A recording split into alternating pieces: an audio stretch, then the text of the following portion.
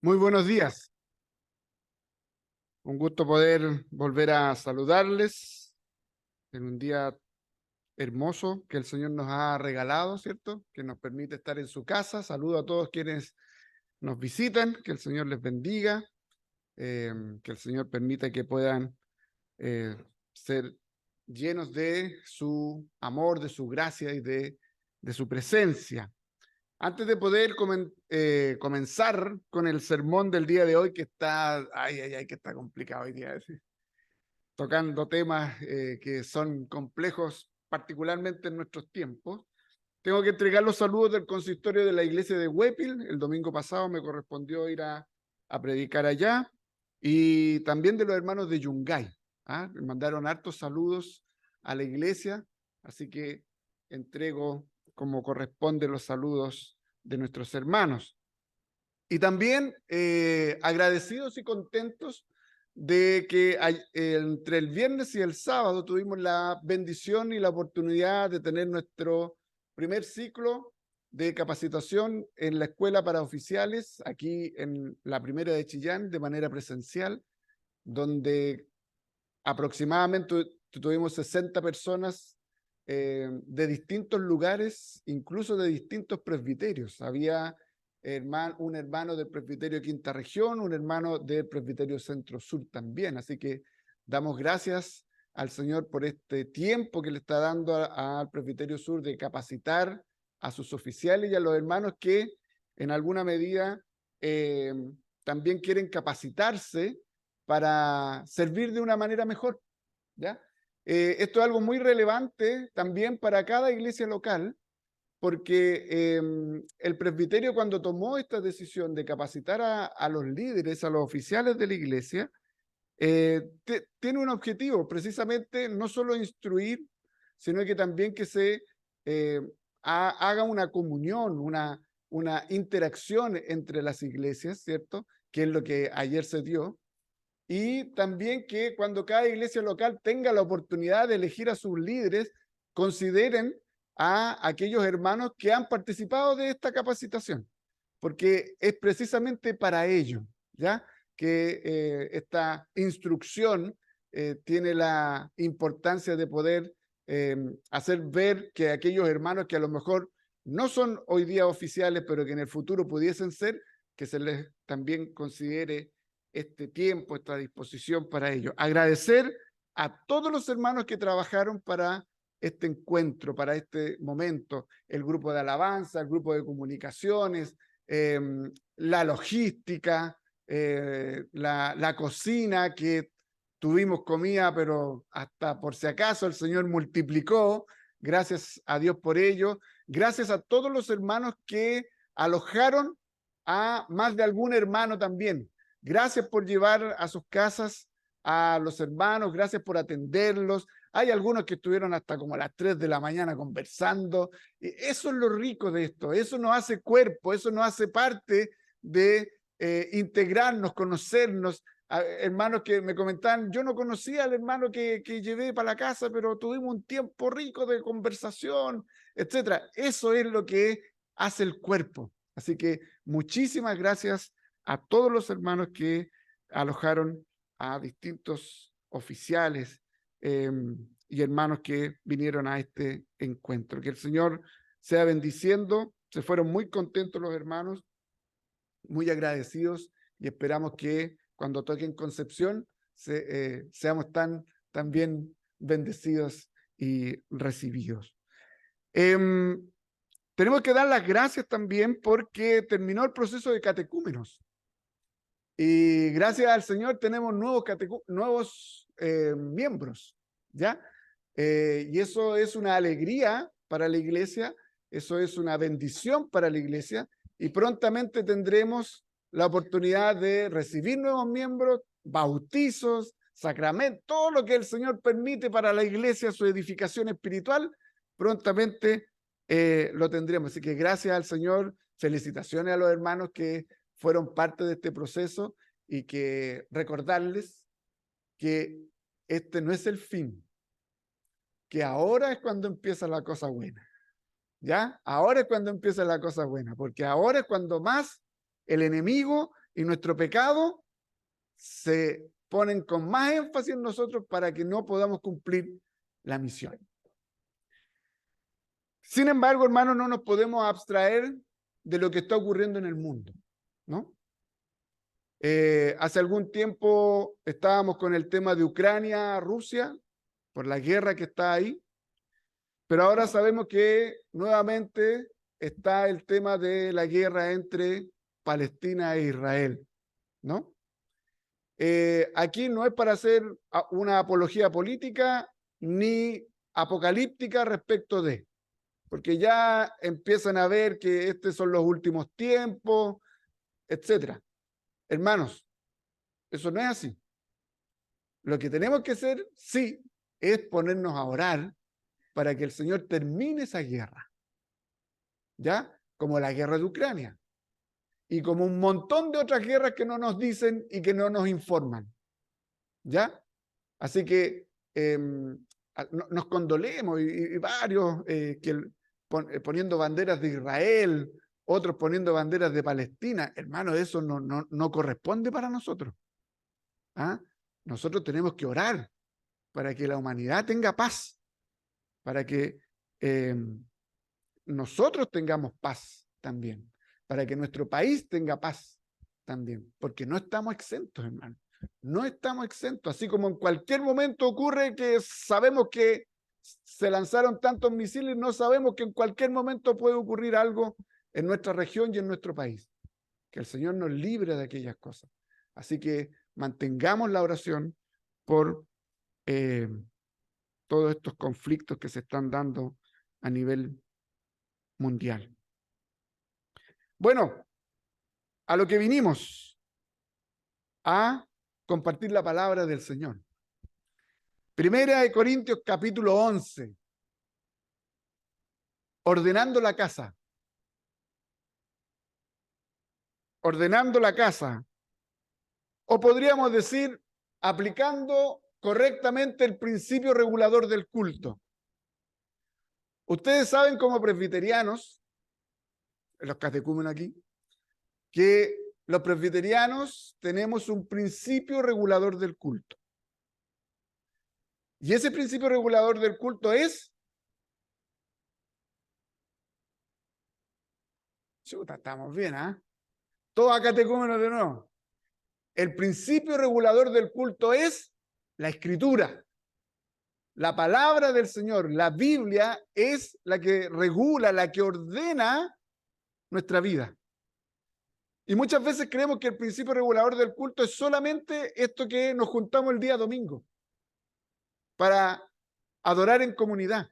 Pero el principio regulador del culto es para regular toda nuestra vida, porque toda nuestra vida es un culto o debiese ser un culto a Dios. Y lo que está haciendo el apóstol Pablo en este gran problema con la iglesia de Corintio es aplicar el principio regulador del culto. Es ordenar la casa. Está ordenando la casa en aspectos de moralidad sexual. Está ordenando la casa en aspectos de peleas, divisiones, facciones, orgullo, sobre espiritualidad. Está ordenando la casa entre el evangelio y otra filosofía, donde la iglesia se estaba volviendo sincretista. Y ahora el apóstol Pablo lo que está ordenando, el culto, porque específicamente lo que estamos viendo hoy es el culto público, el culto comunitario, es la mujer dentro del culto público y la cena del Señor. Entonces quiero invitarles a que podamos leer la palabra del Señor en 1 Corintios 11, de los primeros versículos que son de el 1 al 16. Dice así la palabra del Señor. Mire cómo empieza esta parte. El versículo 1 no lo vamos a leer porque eso en la sección corresponde al texto anterior. Pero el versículo 2 dice, os alabo, hermanos, porque en todo os acordáis de mí y retenéis las instrucciones tal como os las entregué.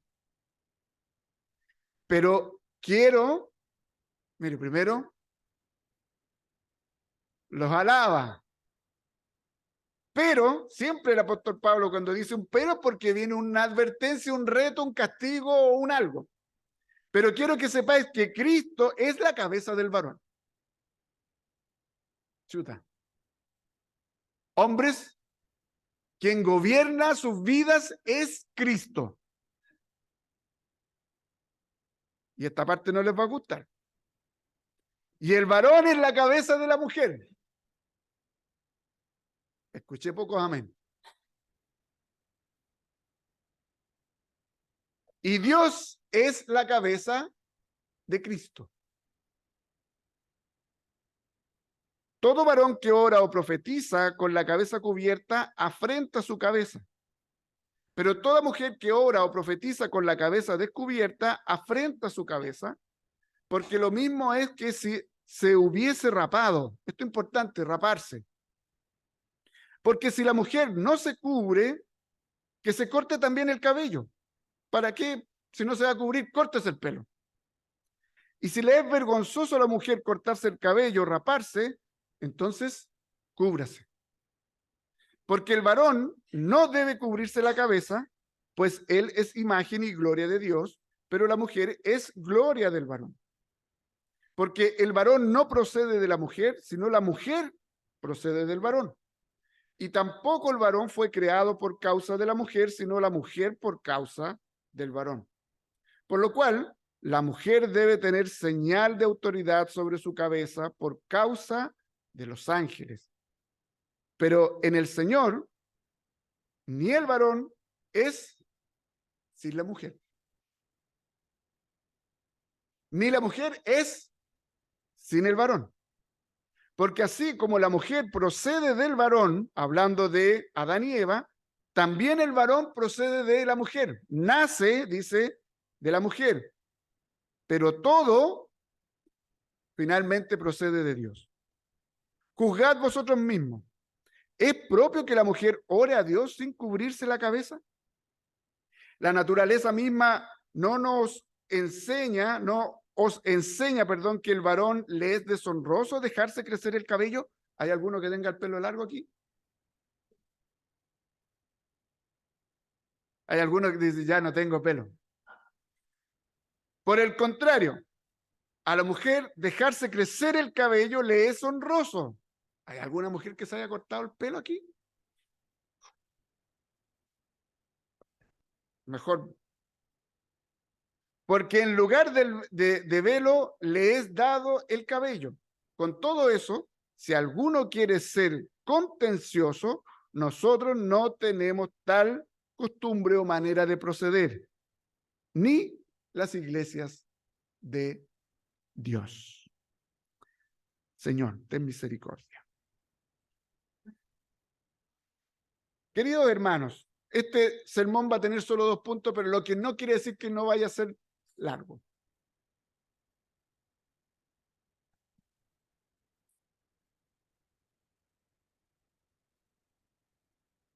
Tanto de manera privada como públicamente, y también de manera personal y comunitariamente, nosotros cada día estamos viendo cómo la cultura nos está invadiendo. ¿Ya? La cultura nos está invadiendo de manera privada, a ti, en lo personal, privadamente, en tu familia, de manera comunitaria, a la iglesia.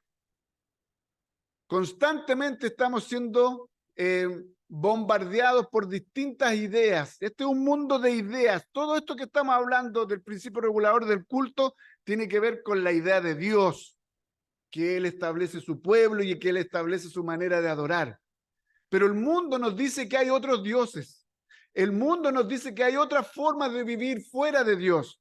El mundo nos enseña a través de la televisión, a través de las series de Netflix, a través de, o de cualquier, el Prime Video, lo que usted tenga, Disney, lo que usted tenga, YouTube, lo que usted tenga, nos está enseñando, nos quiere o pretende enseñarnos a vivir de acuerdo a su modelo, de acuerdo a su manera de pensar, a su manera incluso hasta de sentir. Todos los días estamos siendo bombardeados por distintas ideas. Eso nos invade. Y es por eso que usted tiene, por ejemplo, una posición política, porque está siendo bombardeado por la política. A lo mejor usted tiene una posición deportiva, porque está siendo bombardeado por el tema del deporte. ¿Se entiende? Constantemente los que están en la universidad son bombardeados por distintas ideas, por distintas ideologías, por distintas filosofías. Los que en el trabajo, por distintas conversaciones, por distintas maneras de trabajar, somos bombardeados constantemente. La cultura constantemente está buscando moldearnos. Está buscando moldear tu corazón, buscando moldear nuestro corazón, y la cultura está buscando moldear la iglesia. Es por eso que tenemos que tener cuidado con el sincretismo, porque el sincretismo nos lleva a ir en contra de lo creado. Primer punto.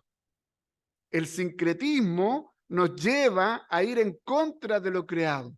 Sincretismo, en pocas palabras y en sencillas palabras, es que yo estoy en la iglesia el domingo y me golpeo el pecho, y de lunes a sábado soy del mundo y hago todo lo que el mundo hace, dice y quiere y siente. Eso es prácticamente el sincretismo.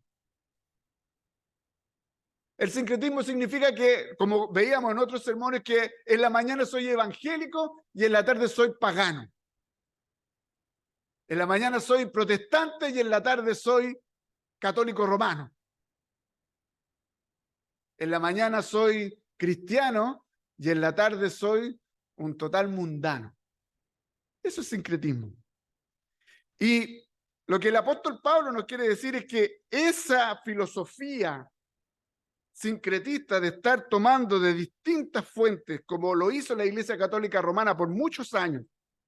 Ustedes saben que el Día de los Santos, que es el día 1 de noviembre, es una actividad religiosa sincretista, donde la Iglesia Católica Romana, para que no se pierda, para que no se le vaya a la gente, establece una actividad religiosa pagana, la transforma para hacerla el Día de Todos los Santos, que es de los muertos, más encima.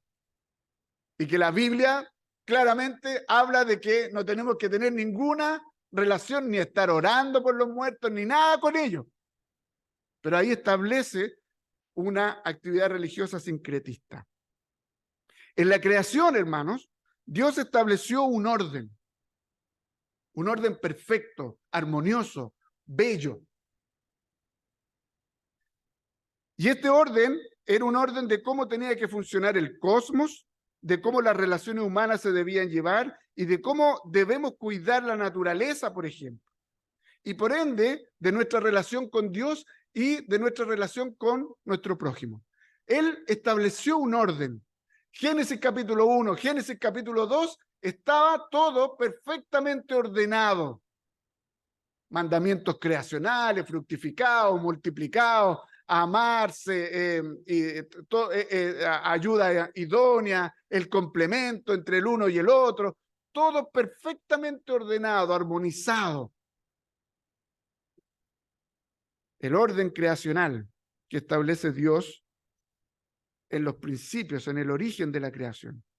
El problema que en este contexto y en este capítulo está abordando el apóstol Pablo es que, pongan atención, sobre todo las hermanas, no es con ningún afán, voy a hacer el paréntesis, para todas las hermanas que son feministas, no es con ningún afán de ir en contra de usted como hermana, pero sí en contra del feminismo, porque el feminismo no es bíblico. ¿Ya? ¿Estamos claros?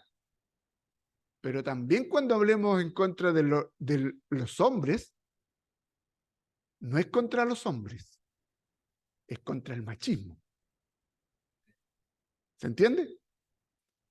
Porque la mujer fue creada a imagen de Dios. El hombre fue creado a imagen de Dios de manera perfecta. El pecado hace que surja el machismo y el feminismo. Génesis capítulo 3, versículo 16, que ya en algún momento lo hemos conversado. Cierro el paréntesis. El problema que está abordando entonces Pablo ahora es que las mujeres de la iglesia, ya no solo los hombres hasta los capítulos anteriores, sino que las mujeres de la iglesia buscan subvertir, irse en contra del orden creacional.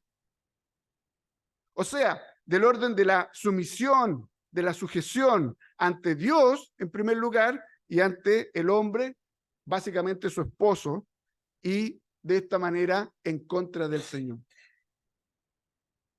Una de las formas que tenía la mujer corintiana de irse en contra del orden creacional era parecerse, miren lo que estamos hablando hace 2000 años atrás, miren aquí lo que estamos hoy, era parecerse o actuar como un hombre. ¿Se entiende?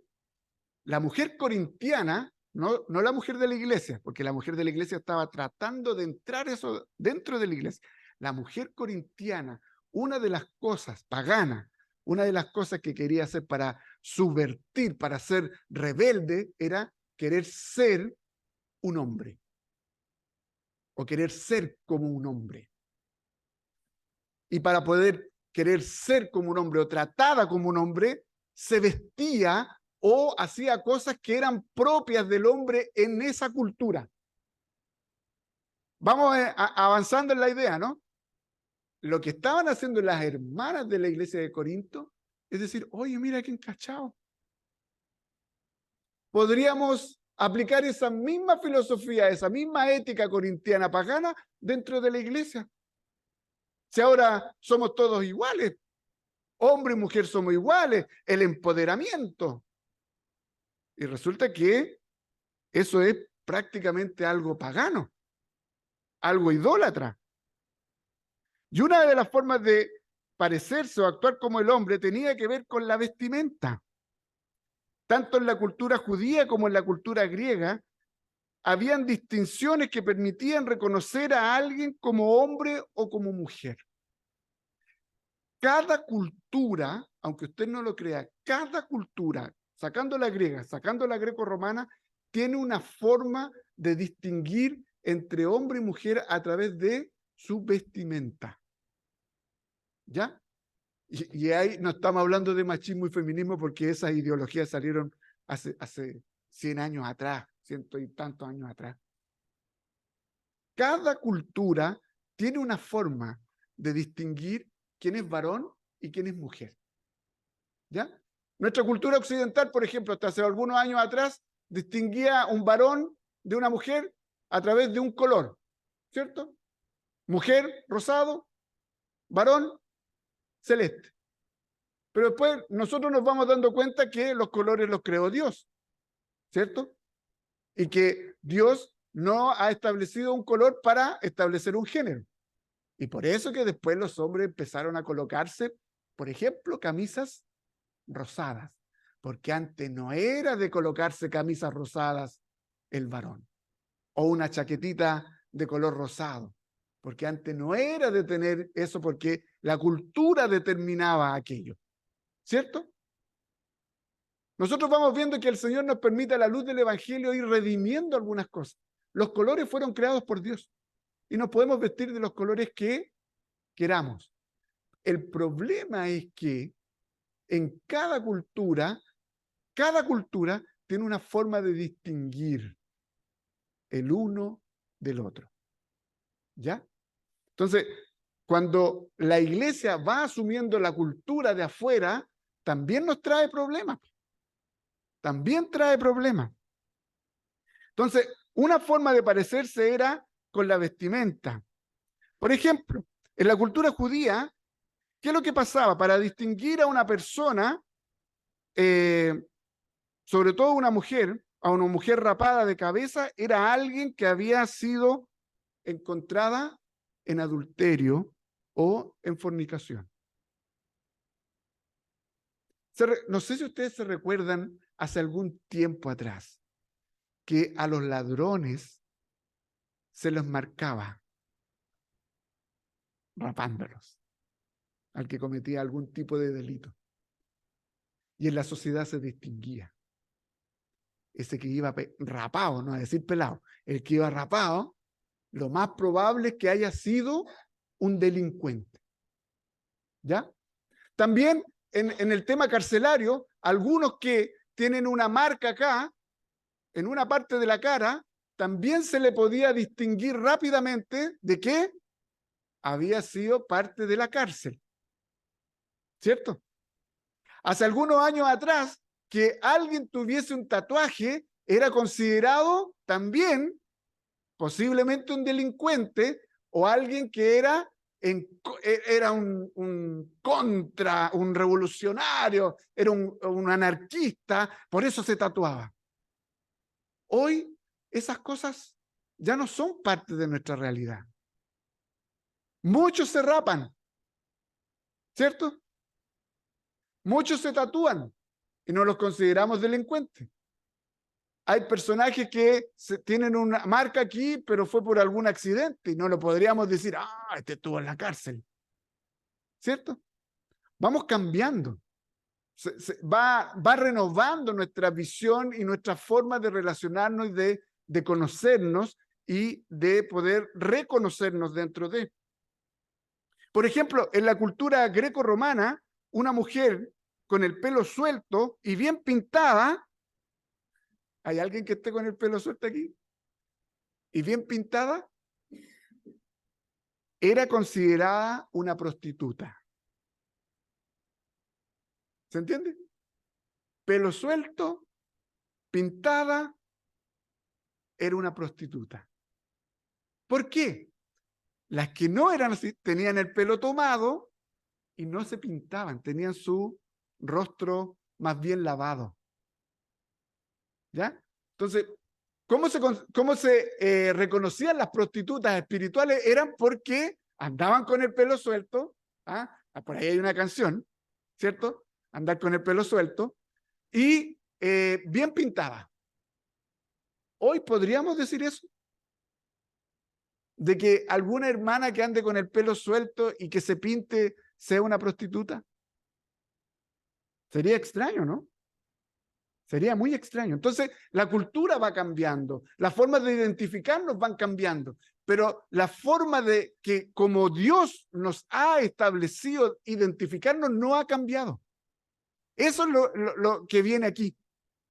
El género del hombre sigue siendo establecido por Dios. El hombre sigue siendo hombre, la mujer sigue siendo mujer.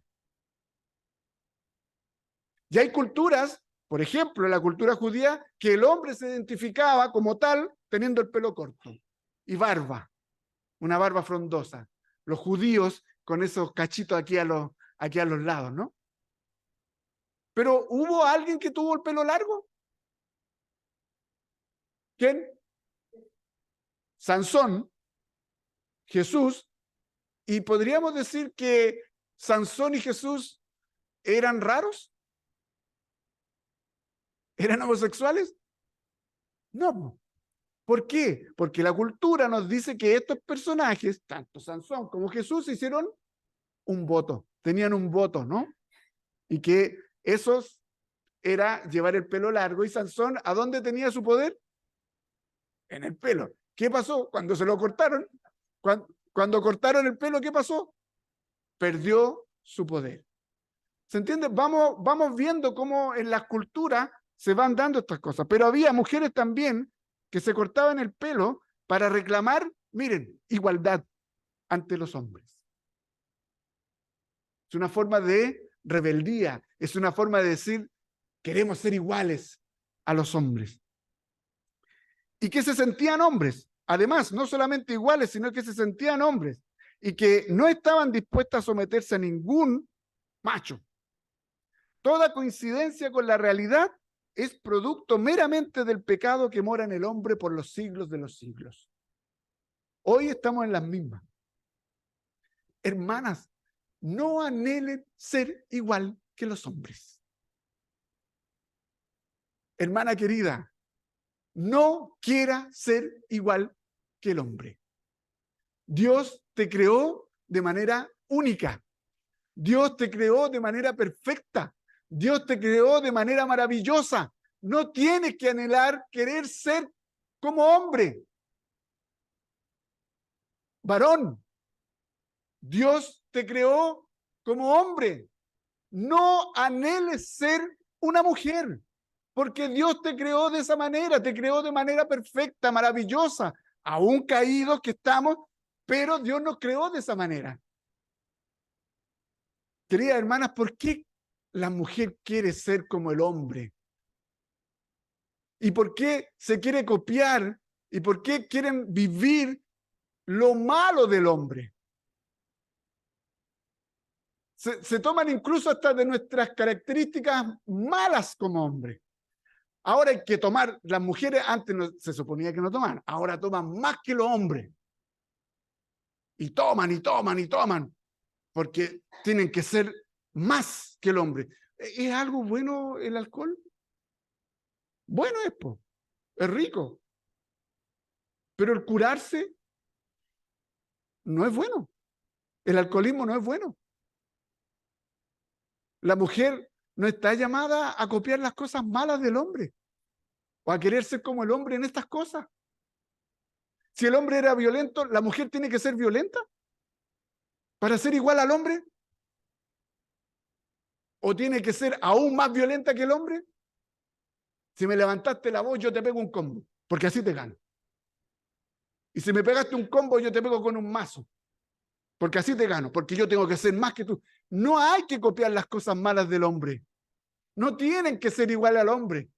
Y menos igual en el pecado de nosotros como hombres. No tienen que serlo. Tienen que ser lo que el Señor las creó. El Señor las creó con un propósito. El Señor las creó dignas. El Señor las creó dignas, igual que el hombre. El hombre y la mujer son dignos delante del Señor. Fuimos creados dignos, ambos, el hombre y la mujer, dignos delante del Señor. El problema es que el pecado vino a romper esa dignidad. Y el hombre se superpuso con este machismo frente a la mujer. Pero el evangelio es lo que viene a restaurar aquello. Si tú, hombre, eras machista, yo aquí te las traigo. Si tú, hombre, no haces nada en la casa, no haces nada en la casa, no ayudas en absolutamente nada, estás probablemente caminando por un camino muy sutil de machismo. Si tú llegas como Homero Simpson, después de un trabajo en que no haces nada en el trabajo, llegas a tu casa a sentarte a tu sillón, a buscar tu cerveza y a ver tu partido y no ayudas en absolutamente nada a tu esposa. Y si tienen hijos, no ayudas en absolutamente nada en el cuidado de tus hijos, en el criar a tus hijos, en hacer vida familiar, estás actuando como un machista. Y Dios no te creó para eso. Dios no te creó para eso. Dios te creó para amar a tu esposa. Te creó para servir a tu esposa. Te creó para bendecir a tu esposa. Te creó para cuidar a tu esposa. No para que llegues a sentarte en tu trono a que te atienda la geisha. Tu esposa no es tu empleada. Tu esposa no es tu empleada. Tu esposa, si son cristianos, es tu hermana en Cristo. Y la Escritura dice que tenemos que servirle. Si son hermanos en Cristo, si son esposos y además son hermanos en Cristo, tienes que servirle. Es que, pastor, trabajo todo el día, llego súper cansado. Ah, ¿y usted cree que la mujer no está cansada? No está cansada de estar, si trabaja fuera del hogar y tiene hijos, ¿usted cree que su esposa no está cansada? ¿Usted cree que el almuerzo que tiene se hizo por arte de magia? ¿Usted cree que si la ropa está planchada, si la ropa está lavada, si la casa está limpia, si hay cuidado de sus hijos, que sus hijos estén creciendo, desarrollándose, estén teniendo un buen testimonio, eso fue porque se apretó un botón? No, pero que yo soy el hombre, yo proveo, yo soy el que traigo la plata. Eso es machismo.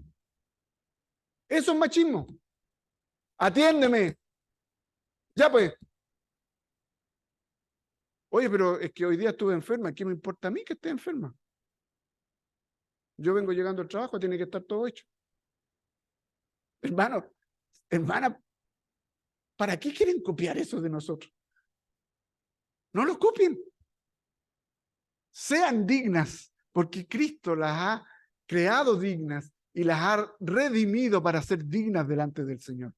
Y no permitan que sus esposos actúen de esa manera. No lo permitan.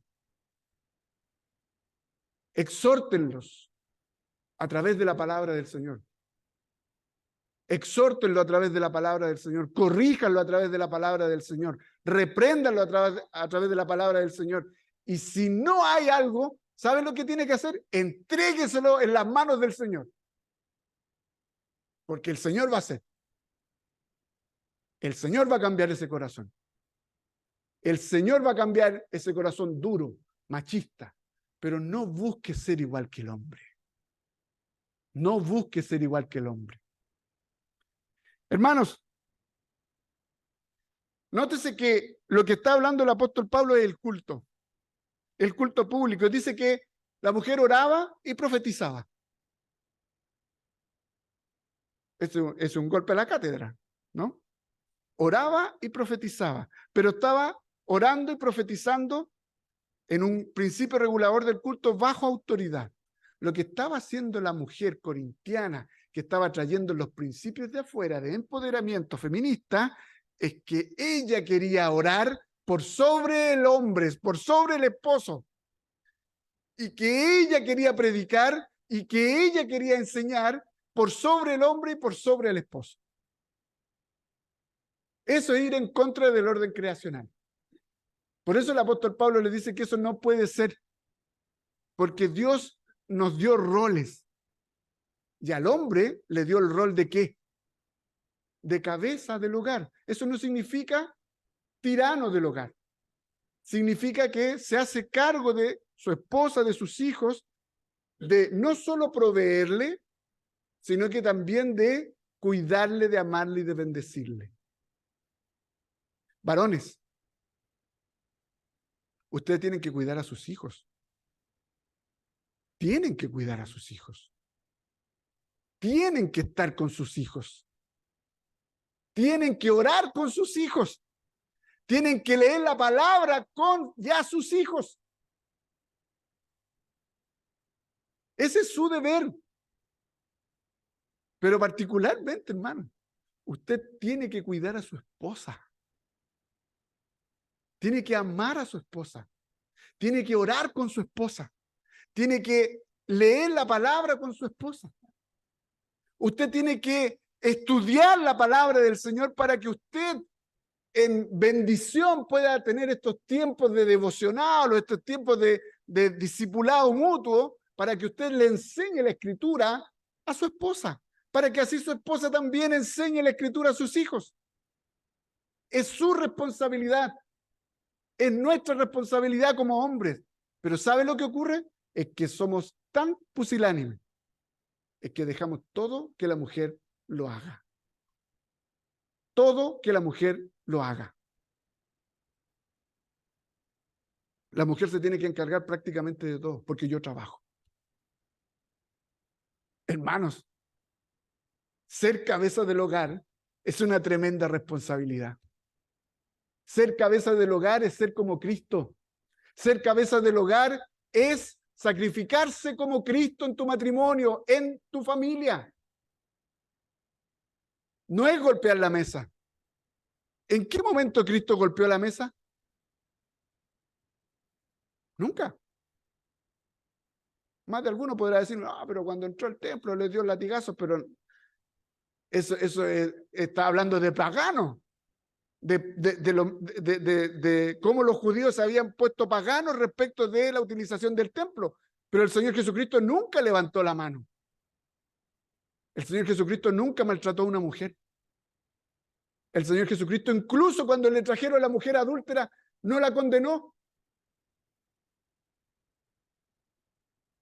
Tu responsabilidad como hombre es comportarte como hombre, Es comportarnos como hombres a la luz del Evangelio. Es que no tengo tiempo, pastor. Es que no alcanzo. Es que no puedo. El Señor te dio 24 horas. 24 horas del día. Y entre esas 24 horas del día tú tienes que tener un tiempo de relación con Dios, de relación con tu esposa y relación con tus hijos. ¿Sabe por qué? Si eso no lo haces, lo va a hacer la esposa. Ella va a tomar las riendas de la familia.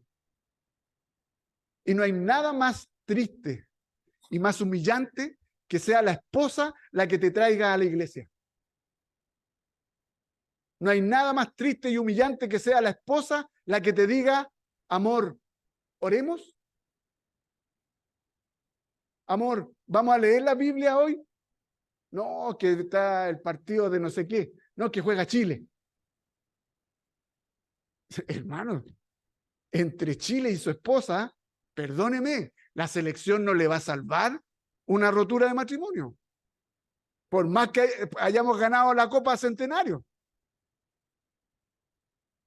¿Se entiende la tremenda responsabilidad que tenemos como hombres? ¿Se entiende la tremenda responsabilidad? Pero lo que está pasando es que las mujeres corintianas paganas quieren asumir ese rol y está entrando eso en la iglesia también. Y el hombre dentro de la iglesia está comportándose como un corintiano, dejando que la mujer tome algo que no le corresponde. La mujer la mujer está para ser cuidada, para ser protegida, para ser bendecida. Y por eso el hombre se tiene que sujetar a Cristo. Si tú y yo no somos capaces de sujetarnos a Cristo, tu esposa no se va a sujetar a ti. ¿Se entiende la relación? Si Cristo no es tu cabeza, ¿tú con qué moral vas a ser la cabeza de tu familia? ¿Con qué moral vas a ser la cabeza de tu esposa? Si Cristo es tu cabeza, tu esposa feliz, orgullosa, bendecidamente se va a sujetar a ti. Es una tremenda responsabilidad que tenemos como hombres. Así que, hermanas, no copien lo malo de nosotros. Sigan a Cristo. Trabajen como Cristos. Desarrollen la vida de iglesia, desarrollen la vida familiar, su culto, a través de la Escritura. Y si sus esposos no están cumpliendo con su deber, oren al Señor para que lo haga. Si no están cumpliendo con su deber, exhórtenlo. Y si son miembros de la iglesia, hablen con los presbíteros. Para que entre los presbíteros y el pastor podamos exhortar a los hermanos que no están cumpliendo con su deber. Espero que la próxima semana no me lleguen muchas cosas, ¿no? Bueno, tenemos que comprender que el hombre y la mujer son iguales frente a Dios y en Cristo. Gálatas 3:28 nos habla de eso.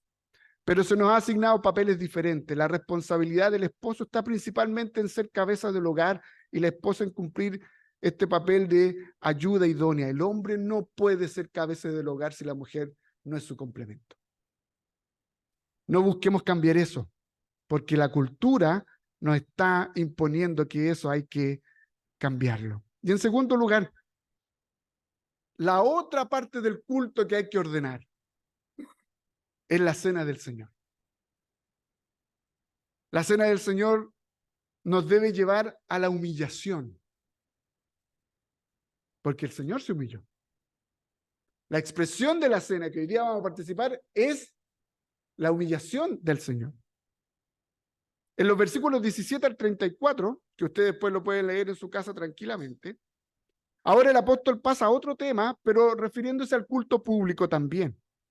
Pero sigue estando relacionado con lo que nosotros llamamos la adoración, específicamente en la cena del Señor. ¿Se dan cuenta cómo la iglesia de Corinto tenía un montón de dramas y un montón de problemas éticos? Ahora es con la cena. En esta oportunidad nos dice que las divisiones son necesarias. Entonces yo le pregunto a Pablo, ¿pero cómo, Pablo? Si hace unos capítulos atrás nos estaba diciendo que las divisiones no son necesarias y que no son parte de la iglesia. Las divisiones son necesarias. ¿Saben cuándo? Cuando la iglesia no está siguiendo el evangelio de Cristo. ¿Se entiende? Cuando la iglesia no sigue a Cristo, las divisiones son necesarias y va a ser espontánea, va a ser natural. Porque los que quieren seguir a Cristo van a estar en un lugar y los que no quieren seguir a Cristo van a estar en otro lugar, o lo más probable es que armen su propia iglesia. Entonces, Pablo es realista y observa que el evangelio de Cristo produce divisiones. No aprueba los cismas que sufre la iglesia, sino que afirma que los creyentes deben apartarse de compañías que se oponen al evangelio. ¿Se recuerdan uno de los capítulos que hablamos? Que ese que está actuando de tal manera que tiene de esposa o que tiene de mujer a la esposa de su padre, ¿qué es lo que dice? Expúlsenlo. No se, dice que, se recuerdan que conversamos que ni se junten a comer con él. Eso es apartarse, eso es dividir las aguas. Pero nosotros, como somos de alma pecadora sincretista, no, pobre, venga para acá, venga, sí, aguachémoslo igual. Si el amor del Señor alcanza para todo. Cristo te está diciendo en la Escritura, expúlsalo. Cristo te está diciendo, ni te juntes con él porque te puede influenciar a caer en lo mismo. Y tú y yo decimos, no, venga para acá. El amor del Señor cubre multitud de pecados. ¿Quién soy yo para juzgar? La Escritura juzgó. ¿Quién soy yo para juzgar? Hermano, es complejo eso.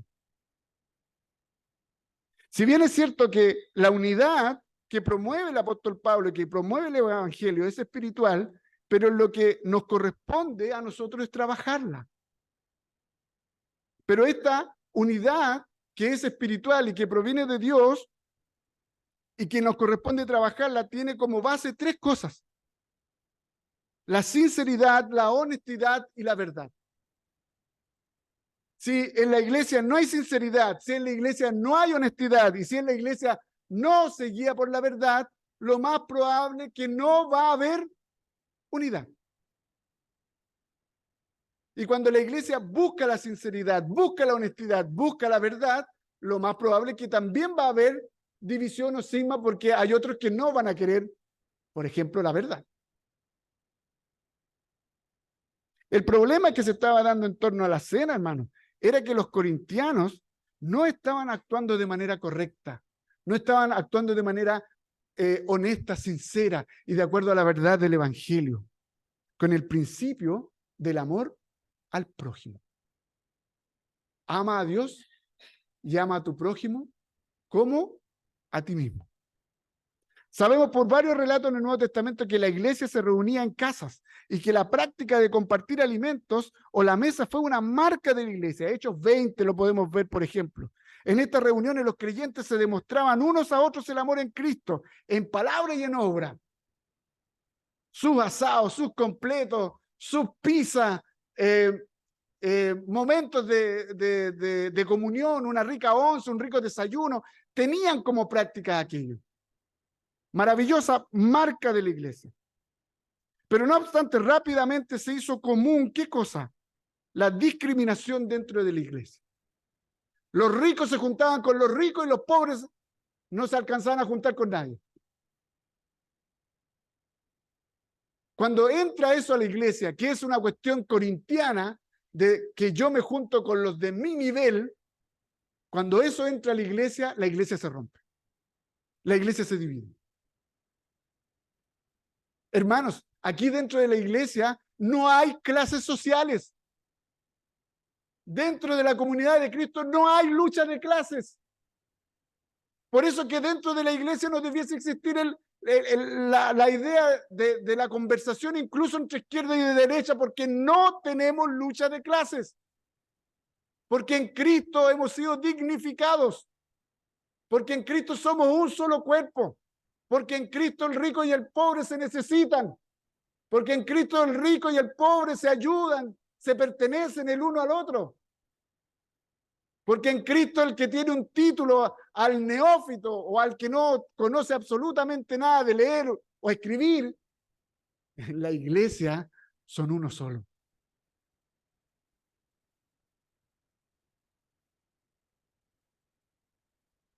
Es muy probable que los corintios hicieran distinciones de clase en los cultos y en las fiestas de amor. Es lo que fue en contra Santiago. Porque se empezó a dar. Y hermano, en muchas iglesias ocurre esto. A mí me ha ocurrido en varias iglesias de que a los curaditos, a los que vienen medio pasaditos, los dejamos allá atrás y ojalá que no entren.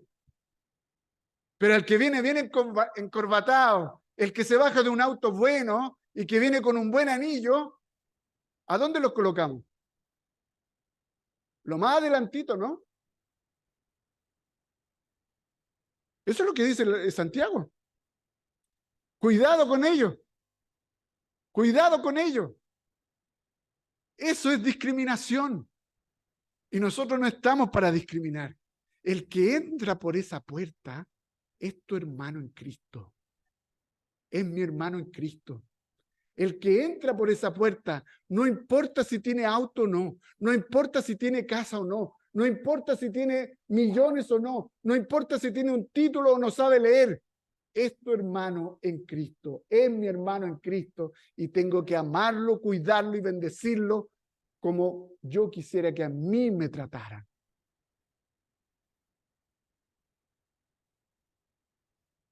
¿Qué pasaba con los corintianos, hermano? Los miembros más prominentes recibían un trato preferencial en la iglesia de los Corintios. Los ricos consumían la comida seleccionada de sus propias despensas, dejando las sobras para los pobres. Recuerden que no es la cena que ellos tenían, no es lo que nosotros tenemos aquí. Este es un condensamiento, ¿ya? Ellos llegaban, hermano. Esto es increíble, esto es increíble. La iglesia se tenía que juntar a adorar al Señor. En las casas, no tenían los templos que tenemos ahora. Y los que tenían plata, los ricos llegaban primero. Mientras que sus empleados, incluso que eran parte de la iglesia, no podían llegar porque los dejaban trabajando. Los otros hermanos tampoco podían llegar porque estaban a kilómetros. Y ellos traían de lo mejor. Y se lo comían ellos mismos. ¿Y qué además hacían?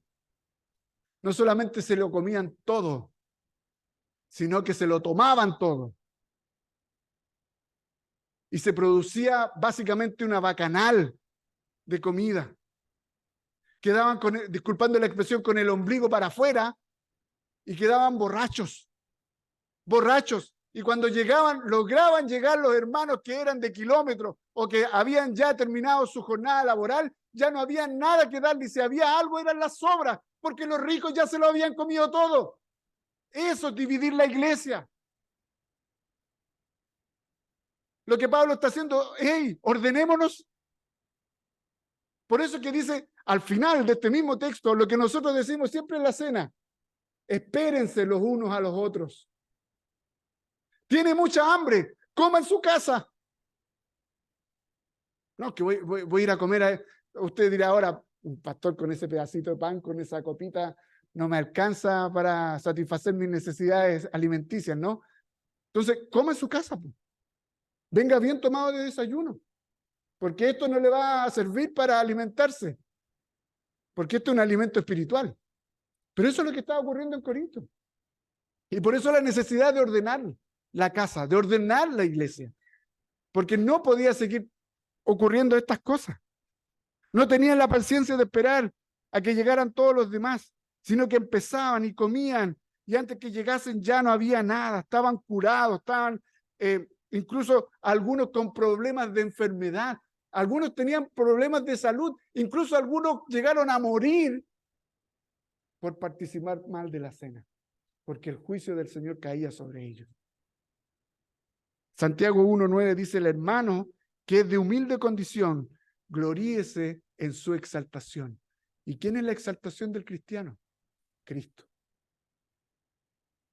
Actuar de esa manera es no discernir el cuerpo de Cristo, hermano.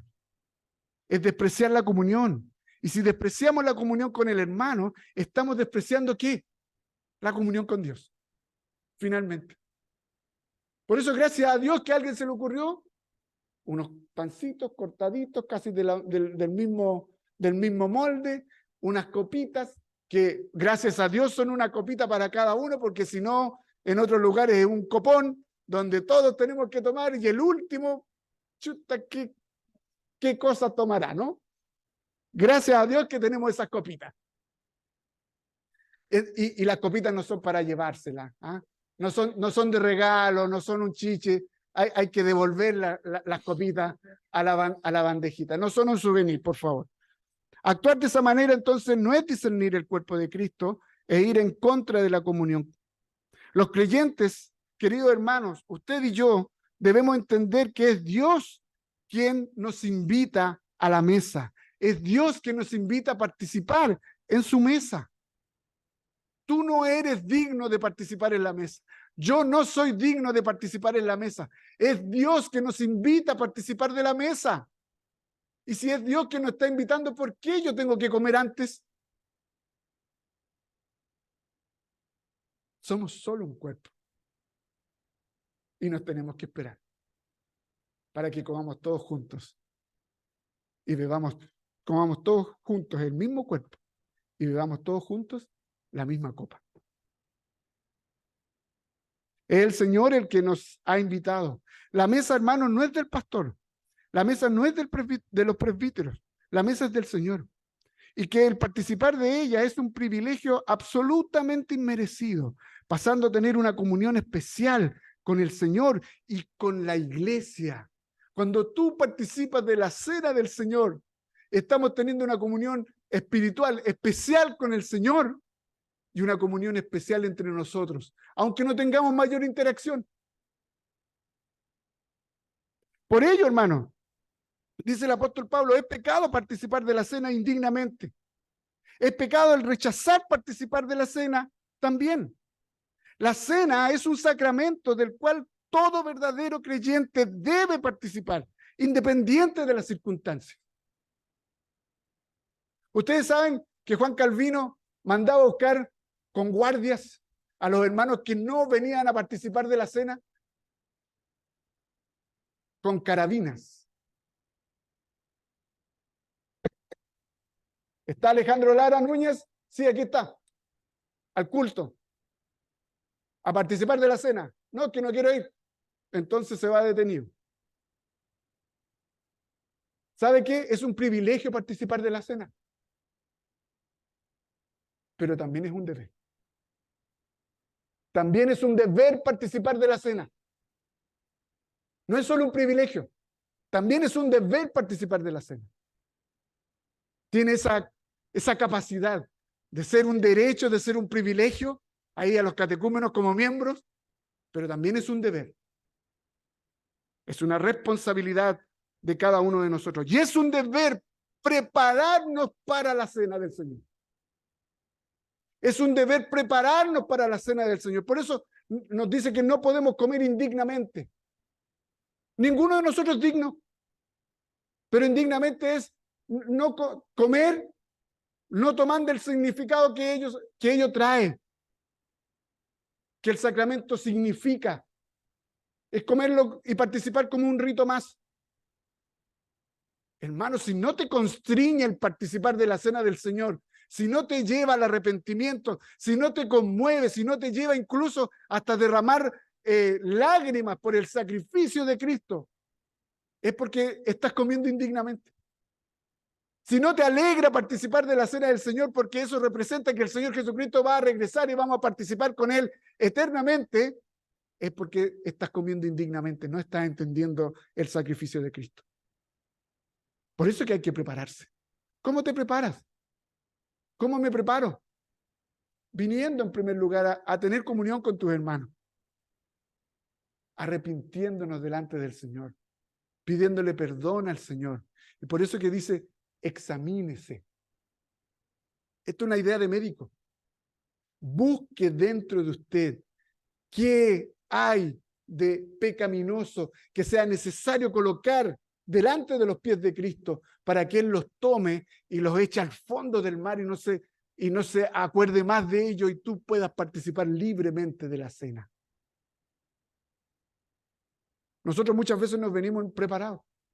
Sabemos que el primer domingo de cada mes en este último tiempo por mis salidas han sido el segundo domingo, pero se avisa, se informa, se comparte. ¿Nos preparamos para participar de la cena?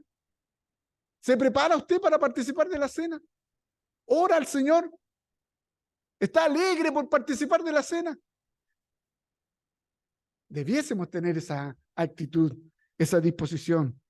Por ello, hermanos, es que tú y yo debemos prepararnos para la cena que el Señor hoy nos permite tener.